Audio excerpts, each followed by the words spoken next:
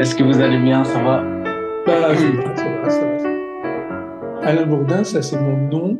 Je suis actuellement professeur invité à l'Université nationale de Singapour, mais c'est pas mon métier habituel.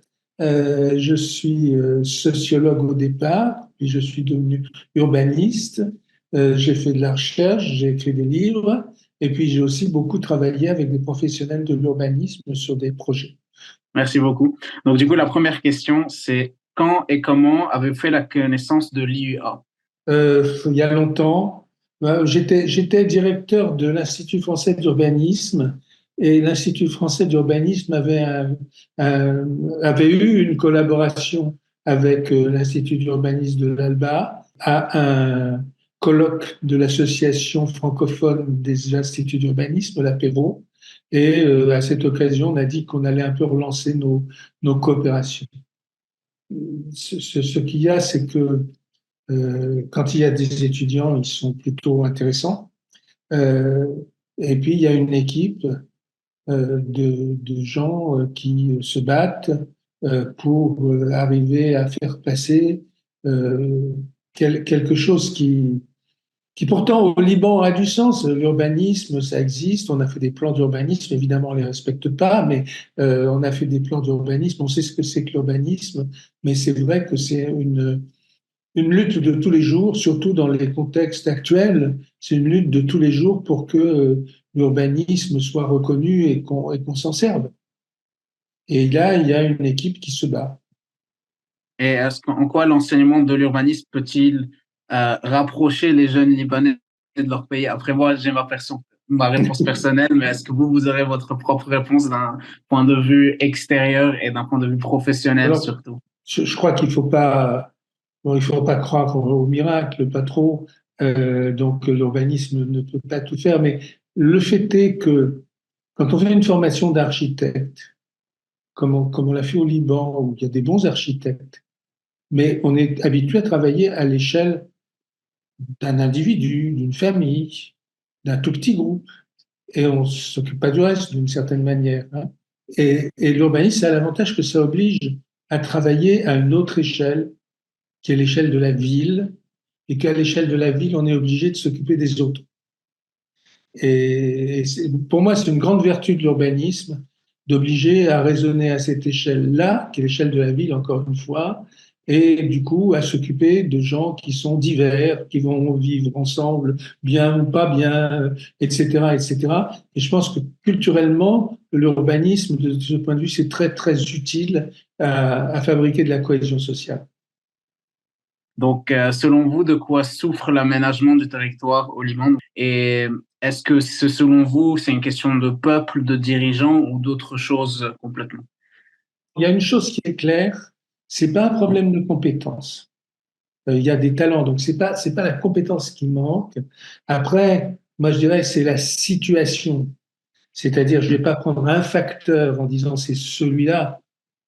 C'est géopolitique, social, c'est tout ça qui s'additionne, la corruption, enfin bon, tout ce que vous voudrez, qui fait que les obstacles sont plus franchissables parce qu'il y en a trop, hein. Et que donc c'est ça, c'est la situation qui crée le problème. C'est pas du tout l'absence de compétences.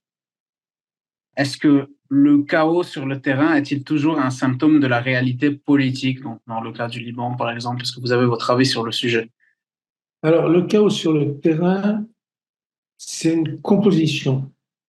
Moi, là, je réponds un tout petit peu longuement. Je suis ici dans une ville qui est effrayante tellement elle est ordonnée. C'est, c'est, c'est tranquille.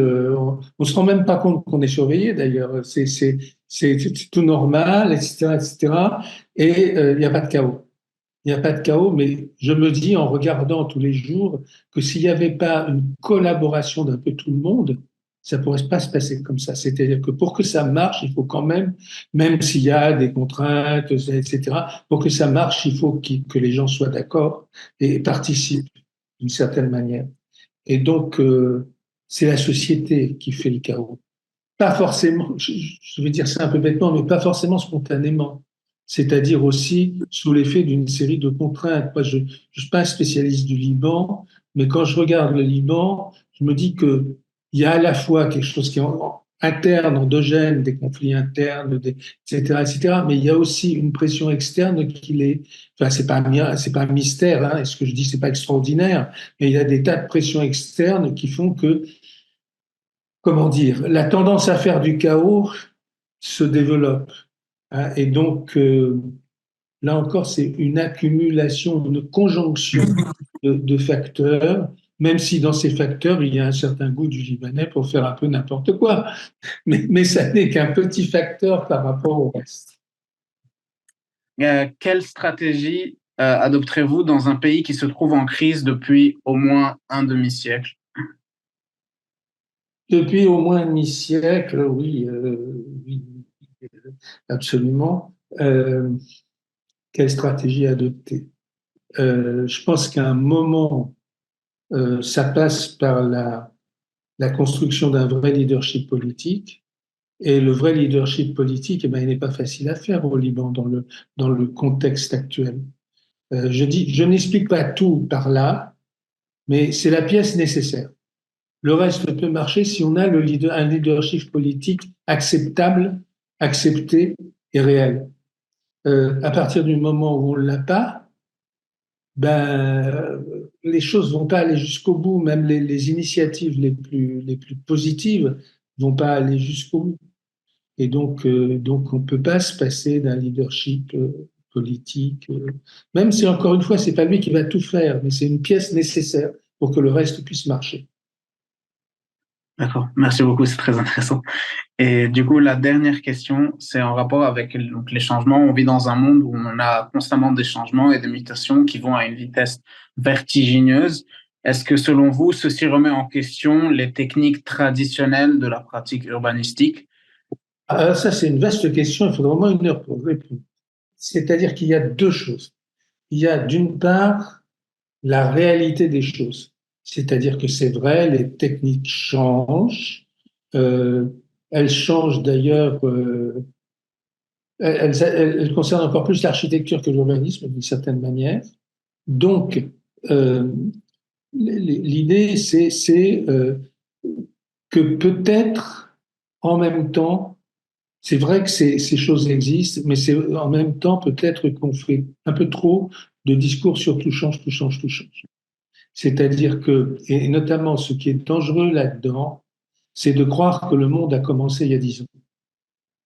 Le monde n'a pas commencé il y a 10 ans. Croire qu'on peut ignorer ce qui s'est passé il y a plus de 10 ans, c'est catastrophique. C'est-à-dire qu'on on est dans le temps long. L'urbanisme est dans le temps long. Et on ne comprend rien si on ne se met pas dans le temps long.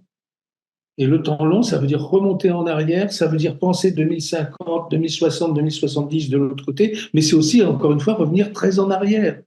Et donc là, on est un peu en risque d'être détourné de ce principe absolument nécessaire par les nouveautés techniques qui existent. Ça, il n'y a aucun doute, les nouveautés techniques, elles existent. Il y a aussi dans la manière dont on fait les plans, dans la manière dont on gère les choses avec les outils informatiques, etc., etc. Bien sûr, tout cela existe. Bien sûr, tout cela est important, mais aussi tout cela est à inscrire dans le temps long, qui est notre domaine. Merci beaucoup. Allez. Écoutez, je ne vais pas prendre plus de temps que ça. Très bonne soirée à vous. Ah oui, à vous, c'est pas encore bonne soirée, c'est bonne journée. Ouais, c'est bonne soirée, effectivement. Allez, bonsoir. Au revoir.